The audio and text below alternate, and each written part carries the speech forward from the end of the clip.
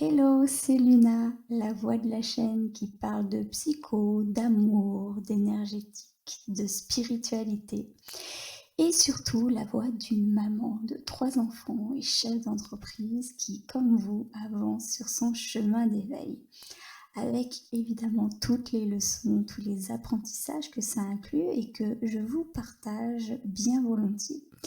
J'en profite pour te rappeler que si tu as une demande, un blocage ou quoi que ce soit que tu veux partager avec moi ou la communauté, il y a le mail, le lien du groupe Facebook ainsi que les commentaires d'ouvert sous la vidéo que tu peux partager si tu la trouves utile car ça peut aussi servir aux autres. Donc sur ces belles paroles, je te souhaite un très très bon visionnage.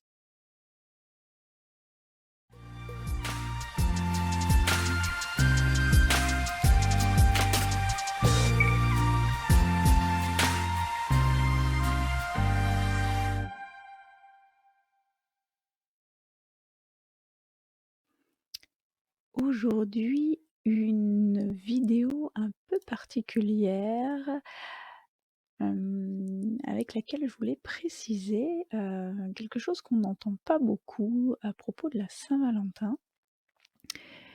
Sur en fait les origines, légèrement enfin légèrement féministes de la Saint-Valentin. La Saint-Valentin aurait donc des origines féministes. Je vais vous expliquer tout ça dans un instant. Mais avant, je voulais, tout d'abord vous souhaiter vraiment, plein de bonheur pour ce mois de février, qui est donc le mois de cette fameuse Saint-Valentin. Donc pour la petite histoire, Heu, la Saint-Valentin aurait vraiment des origines, plus féministes qu'on le pense, bien que ce soit une fête extrêmement commerciale, dorénavant. Le premier Saint-Valentin, était, le Saint Valentin dit de Rome parce qu'il y a dit de Rome, pas parce qu'il habitait forcément à Rome, mais surtout connu dit de Rome parce qu'en fait, il a été décapité en 269, en l'an 269 à Rome. Et il s'agissait d'un moine qui en fait refusait tout simplement de se soumettre à l'empereur Claude II, appelé aussi le Gothique. Bon, il est donc devenu, martyr et a été considéré comme le Saint Valentin, donc par le pape, Gélas Ier qui, lui décida de le mettre à l'honneur chaque, 14 février depuis l'an, 494. Donc la légende raconte que ce fameux Saint Valentin, Valentin de Rome, aurait fait glisser un mot doux la veille de son exécution, en fait, un mot doux à la fille du geôlier. C'est comme ça qu'on les appelait à l'époque, sur lequel était inscrit: «De la part de votre Valentin». Donc tout ceci est bien sûr une fait partie de la légende, alimente la légende. Bien sûr, personne ne sait s'il s'agit bien là d'une vérité, d'un fait établi. Voilà. Donc il a fallu attendre ensuite, 1496 pour qu'un autre martyr qui s'appelait aussi Valentin, Valentin de Terni, qui était évêque de Terni en Ombrie. Hem, c'était un en fait, il était réputé ce Valentin, cet évêque pour, ses dons de guérisseur, surtout auprès des jeunes filles et auprès des jeunes gens, en fait. Et lui, il a été désigné comme le saint patron des amoureux. C'est vraiment à partir de cette date, 1496, qu'il a été vraiment désigné par le saint patron des amoureux. Donc ça, c'est vraiment pour le côté historique, voilà. Bon, il y a un troisième Saint Valentin, mais qui, pour moi, ne rentre pas, hem, ne rentre pas dans ce qui a construit, en fait, je vous laisserai chercher sur internet. Pour moi, il y a pas de il y a pas, il y a pas lieu d'en parler là. Puisque le sujet vraiment de la vidéo, c'est en quoi en fait, la Saint-Valentin aurait une origine plus féministe. Donc ça, je vous explique ça tout de suite. C'est parce qu'en fait, la Saint-Valentin, elle va donner naissance à une coutume médiévale, selon laquelle, une fois par an, donc le 14 février, les épouses pouvaient avoir des relations sexuelles hors mariage. En rappelant que les mariages à cette époque étaient souvent soit des mariages forcés, soit des mariages de raison et puis aussi parce que évidemment, l'espérance de vie était peut-être, je dis bien peut-être parce que, d'autres témoignages ne vont pas, dans le sens, du fait que la vie était forcément plus courte. Tout dépendait encore une fois de enfin, ça dépendait de beaucoup de choses, mais là n'est pas le sujet. Hem, donc toujours est-il que en fait, la Saint-Valentin a quand même des origines «féministes» vraiment entre guillemets, hein, vraiment très entre guillemets, pour donner un peu plus de liberté une fois par an aux femmes. Voilà. Donc et cette coutume en fait, elle va se démocratiser en Angleterre, à partir du XIVe siècle. On prend l'habitude en fait de former des couples au hasard comme ça.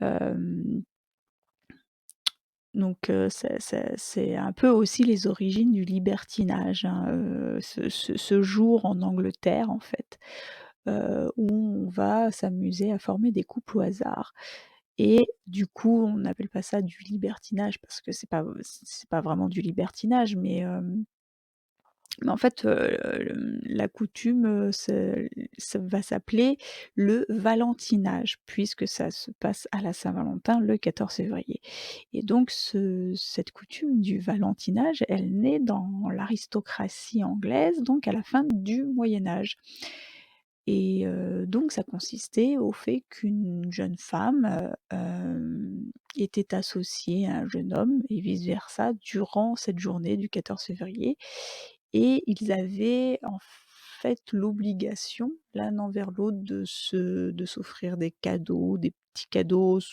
en secret ou ouvertement d'ailleurs, de se faire la cour ou de se faire des galanteries comme on appelait cela à l'époque ou de s'envoyer, par la suite de s'envoyer, des poèmes ou des mots doux qu'on appelait des valentines. Et ces valentines, on pouvait aussi les envoyer à ses amis également. Tout ça, le jour du 14 février.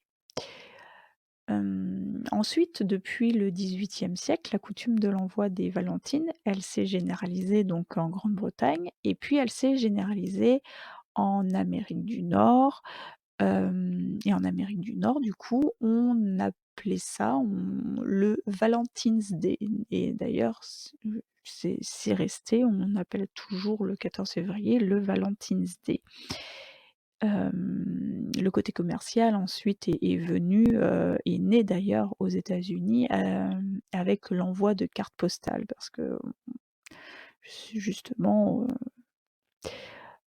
les mots doux, il fallait un support et puis voilà, enfin, évidemment, c'était une aubaine, commerciale. Donc ensuite, la coutume évidemment s'est répandue en Europe avec l'arrivée des soldats américains, donc à la fin de la Seconde Guerre mondiale et puis bien sûr, le marketing n'a cessé d'en faire la promotion, accompagnant les mots doux de fleurs, de bijoux, de chocolat et cetera et de plus en plus, plus c'est mieux, hein, s'agissant, les cadeaux, ça pouvait aller tout à fait crescendo. Donc malgré, le sens, très commercial, hein, de cette mise, à l'honneur, de ces martyrs, hein, en fait, hem, je vous souhaite tout de même, en cette période, vraiment plein de bonheur, bien plus d'ailleurs sentimental que commercial. Heu, Ça me rappelle d'ailleurs une vieille chanson, d'Alain Souchon. Voilà, full sentimentale. si vous êtes fan ou si vous connaissez pas et si vous voulez découvrir, je vous invite à aller voir les paroles de cette chanson, qui colle assez bien, à cette période. Donc je vous souhaite vraiment plein de bonheur pour cette période et plein d'élan du cœur, donc envers ceux que vous aimez, mais aussi envers ceux et celles qui n'ont peut-être pas la chance, d'être aussi bien entourés, même si la chance n'a pas grand-chose à voir là-dedans. Voilà, on va appeler ça la chance de ne pas être aussi bien entouré. Donc les petits bonheurs, qu'est-ce que ça pourrait être ces petits bonheurs, en cette période de Saint-Valentin ou du moins en cette période de cette semaine de février un peu particulière où on sent quand même, on peut sentir une certaine tension et on peut sentir, l'amour dans l'air, mais personnellement, je suis plus sensible à la tension que certains y mettent, en fait. Et c'est pour ça que je me dis qu'à travers cette vidéo, c'est bien de rappeler un peu les origines, les pourquoi, les comment et de rappeler que surtout, le bonheur vient de petites choses, bien sûr, il n'y a aucune culpabilité, au fait de s'offrir des cadeaux, absolument aucune culpabilité. Hem, Même si, bien sûr, évidemment, certains en profitent, mais de toute façon, ils ont bien raison, à la limite, d'en profiter, j'ai envie de dire, surtout les petits commerçants. Est-ce que je veux parler des petits bonheurs? Les petits bonheurs simples, ça peut être les bonheurs tels qu'un baiser, tels qu'honorer la nature en la contemplant, par exemple, et non en l'exploitant sous couvert de raisons pratico-économico-pragmatiques. Puisque, bien sûr, je veux dire, il n'y a aucun jugement dans le fait de s'offrir des cadeaux, bien sûr. Hem, L'important, c'est que ce soit fait avec le cœur et surtout hem, qu'on y mette de la conscience, voilà. C'est surtout qu'on y mette de la conscience. Donc on peut, tout à fait honorer la nature, donc en la contemplant, en partageant sa beauté brute et pas, par exemple, dans un bouquet de fleurs exploitées, coupées, cultivées aux pesticides pour être revendues au nom de l'amour. Ça, ce n'est qu'un avis personnel. Vous pouvez bien sûr, en débattre dans les commentaires ou voilà, ou me donner votre vision. Donc contempler la nature, partager sa beauté, ou déguster ses bienfaits en la remerciant pour cela. Heu, Ça peut être ça, mettre de la conscience sur cette Saint-Valentin, ça peut être ça et surtout aucune culpabilité, aucun jugement quant au fait de s'offrir des cadeaux, de se faire plaisir en cette Saint-Valentin. Si ça vous fait plaisir de fêter la Saint-Valentin, mais allez-y, fêtez la Saint-Valentin. Même il y a tout un marketing autour, hem, vous savez faire la part des choses, vous savez y mettre de la conscience et je vous invite à y mettre de la conscience et vraiment sans jugement, sans culpabilité, car quand on ne sait pas, heu quand on n'y met pas cette conscience, quand, même si pendant des années on n'y a pas mis de conscience et qu'on prend conscience que de certaines choses maintenant, il y a aucune culpabilité parce qu'on croit bien faire à la base. On dit souvent d'ailleurs, que, le chemin de l'enfer est pavé de bonnes intentions, mais c'est ça, c'est que, souvent, certaines personnes, pour qui, on pourrait juger qu'elles font le mal, vu que le mal et le bien sont relatifs, hem, pour eux, en fait, ils ont complètement cette vision différente. Peut-être que pour eux, ils n'ont pas conscience que ce qu'ils font peut être délétère, pour la nature, pour les autres ou voilà. Pour eux, ils croient certainement bien faire. D'ailleurs, je digresse, hein, là, mais si vous voulez couper la vidéo, vous pouvez la couper maintenant. Là, je vais partir dans mes réflexions personnelles. Hem, d'ailleurs, heu, on peut parler de schémas, on peut parler des schémas psychologiques, on peut parler des schémas psychologiques. Par exemple, on peut digresser là-dessus, sur le fait que, combien de fois, par exemple, dans des schémas, violents, plus ou moins violents, on peut entendre, par exemple, un parent mettre une claque à son enfant en lui disant: «C'est pour ton bien». Voilà. Combien de fois? Et après, bien sûr, l'enfant va assimiler, peut-être, peut assimiler la claque, l'acte de violence, à un acte d'amour. Et c'est ce qui donne, des schémas, voilà, des schémas qu'on a envie soit de casser, soit qu'on a envie de voilà. Donc ça, c'était une petite digression, à propos du fait que on ne sait pas, quand on ne sait pas, quand on n'y met pas la conscience, quand on n'a pas eu ces prises de conscience, on croit bien faire tout simplement. Et puisque, aussi c'est la majorité, c'est le conditionnement, c'est la majorité de la société pratique. Heureusement pour nous, nous avons aussi la possibilité de penser autrement. Voilà. Et donc zéro culpabilité, mais de la responsabilité. Donc, on a la possibilité de penser autrement et heu, on peut créer une autre majorité, une majorité qui pense par elle-même, une majorité qui pense avec le cœur. Voilà, c'est surtout le message que je voulais passer.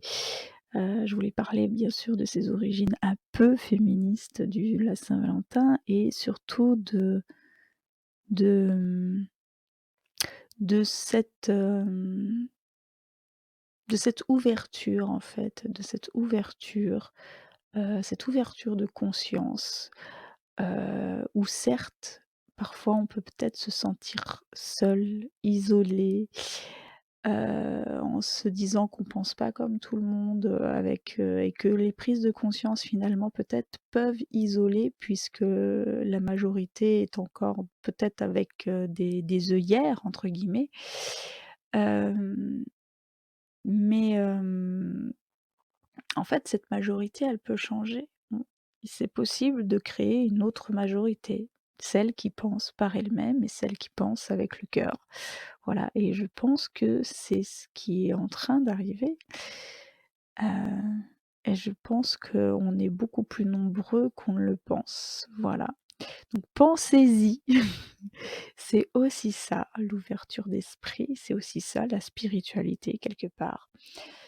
D'ailleurs, l'ouverture d'esprit va souvent de pair avec l'ouverture du cœur.